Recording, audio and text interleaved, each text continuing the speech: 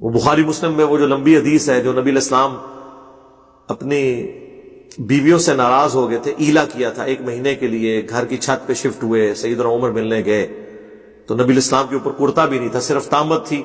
اور آپ ایک کھجور کی چٹائی پہ لیٹے ہوئے تھے، اٹھے تو کمر مبارک پہ چٹائی کے نشان تھے۔ سیدنا عمر نے رونا شروع کر دیا، اللہ کے رسول صلی اللہ علیہ وآلہ وسلم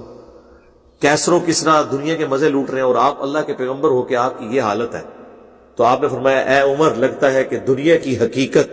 ابھی بھی تجھ پہ نہیں کھلی، کیا تو اس پہ راضی نہیں ہے کہ کیسر و کسرا یعنی رومنز اور پرشینز کے جو حاکم ہیں، بادشاہ ہیں، وہ دنیا کے مزے لوٹیں اور ہم آخرت کی سعادت؟ حضرت عمر کو جب یہ بات نبی علیہ السلام کہہ رہے تھے کہ لگتا ہے ابھی بھی دنیا کی حقیقت تم پہ نہیں کھلی، تو بعد والے لوگ تو پھر کسی کھاتے میں نہیں، لیکن پھر جناب حضرت عمر کی پھر ایسی حقیقت کھلی دنیا کی، ان پہ نہ حرام کھایا نہ کسی کو کھانے دی۔ حضرت ابو بکر کی للہیت آپ دیکھیں، پوری زندگی جس بندے کی وجہ سے حضرت ابو بکر کو ذہنی ٹینشن رہی ہے وہ حضرت عمر ہے۔ آپ جتنی احادیث اٹھا کے دیکھیں، حضرت ابو بکر کے ساتھ ہمیشہ اختلاف رائے حضرت عمر نے کیا، وہ بخاری مسلم میں نہیں آتا؟ صحیح بخاری میں وہ مشہور حدیث ہے جس پہ وہ آیات نازل ہوئی تھی، لا ترفعوا اصواتکم فوق صوت النبی۔ وہاں پہ حضرت ابو بکر نے مشورہ دیا، یا رسول اللہ فلاں قبیلے کا امیر فلاں کو مقرر کریں، کیونکہ وہ نیو مسلم قبیلہ تھا۔ نبی علیہ السلام کی عادت تھی کہ آپ کوئی بھی نیو مسلم ہوتا تھا نا، اس قبیلے کا ایک امیر مقرر کرتے تھے تاکہ بعد میں اس سے کمیونیکیٹ کر کے تو قبیلے تک بات پہنچے۔ حضرت عمر نے کہا نہیں یا رسول اللہ فلاں بندہ زیادہ بہتر ہے۔ اس پہ حضرت بکر نے کہا کہ تم ہمیشہ میری بات کی مخالفت کرتے ہو۔ بس اسی چپکلش میں آوازیں بلند ہوئیں، لیکن آوازیں وہاں بلند ہوئیں جو اس کائنات میں اللہ کے بعد سب سے ریسپیکٹیبل پرسنالٹی محمد رسول اللہ صلی اللہ علیہ وآلہ وسلم۔ قرآن نازل ہو گیا کہ نبی کی آواز سے بھی اپنی آواز کو بلند نہیں کرنا، لا ترفعوا اصواتکم فوق صوت النبی، اور اگر تم نے اپنی آواز کو نبی کی آواز سے بلند کیا تو تمہارے اعمال برباد کر دیے جائیں گے اور تمہیں خبر بھی نہیں ہوگی، اور ان سے ایسی گفتگو نہیں کرنی جس طرح تم آپس میں کرتے ہو۔ یہ نہ ہو کہ ابو بکر عمر یہ سمجھ لیں کہ یہ تو ہمارا داماد ہے اور بچوں کی جگہ ہوتا ہے داماد، نہ وہ اللہ کے رسول ہے۔ ہاں جی، اما عائشہ نے کبھی نہیں کہا کہ میرے خاوند نے فرمایا، کیا کہا؟ قال رسول اللہ۔ سیدہ فاطمہ نے یہ نہیں کہا کہ میرے ابا جی فرماتے تھے، نہیں، قال رسول اللہ صلی اللہ علیہ وآلہ وسلم۔ سیدنا علی نے نہیں کہا کہ میرے چچا زاد بھائی کا بیان ہے، نہ، قال رسول اللہ صلی اللہ علیہ وآلہ وسلم۔ بخاری کے الفاظ ہیں، عبداللہ ابن زبیر کہتے ہیں کہ جب یہ آیات نازل ہوئیں تو حضرت عمر حضور سے اتنی آہستہ آواز میں گفتگو کرتے تھے کہ حضور کو سنائی نہیں دیتی تھی۔ آپ کہتے تھے عمر تھوڑا اونچا بولو، مجھے آواز نہیں آ رہی، اتنا ڈر گئے۔ پھر اللہ نے ساتھ ہی ڈگری دے دی، ان الذین یغضون اصواتهم عند رسول اللہ، بے شک جو لوگ اپنی آوازوں کو دھیما رکھتے ہیں اللہ کے نبی کے حضور، وہی لوگ ہیں جن کے دلوں کو اللہ نے تقوی کے لیے چن لیا ہے، ان کے لیے مغفرت ہے، اجر عظیم ہے۔ یہ وہ آیات ہیں جو روزہ شریف پہ آج بھی لکھی ہیں، بلکہ ابھی یہ جو سعودی حکومت نے دوبارہ رینوویٹ کروایا نا، یہ ساری آیات نا روزہ شریف کی جالیوں کے اوپر انہوں نے ساری ترتیب سے لکھ دی کہ قبر رسول پہ بھی کوئی شخص اپنی آواز کو بلند نہیں کرے گا۔ تو وہ بات کہاں سے کہاں شروع ہوئی تھی؟ نبی علیہ السلام کی یہ رسپیکٹ ہے۔ تو میں وہ بات اس سے شروع کی تھی کہ اتنا کنفلکٹ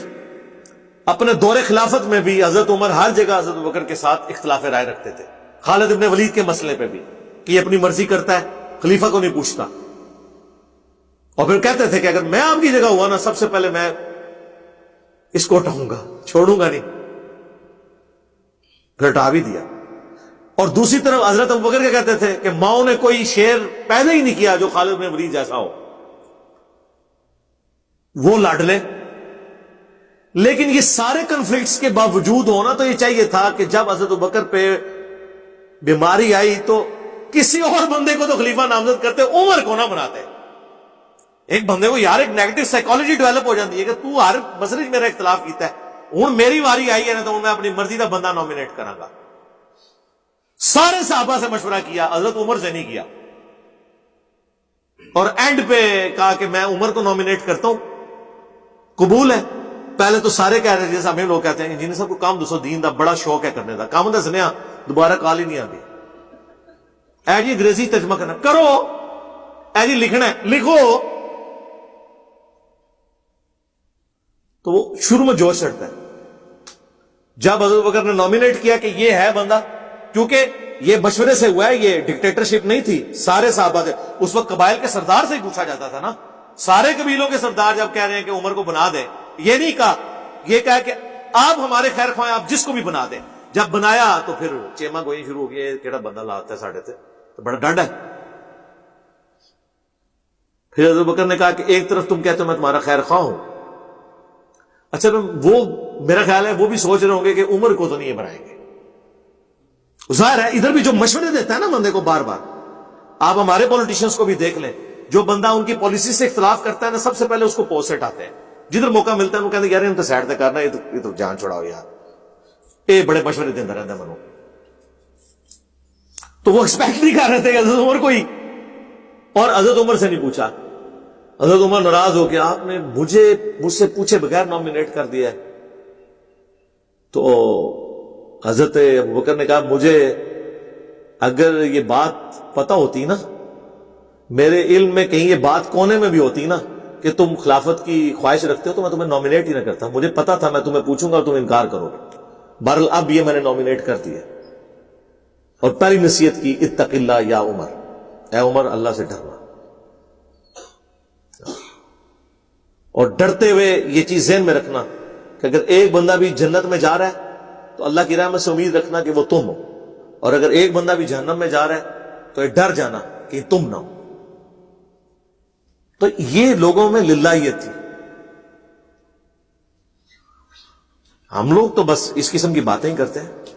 تکلیفیں جن لوگوں نے اٹھائی ہیں نا جی ان کے نام آج تک زندہ ہیں رضی اللہ عنہ انہیں کہتے ہیں علیہ السلام کہتے ہیں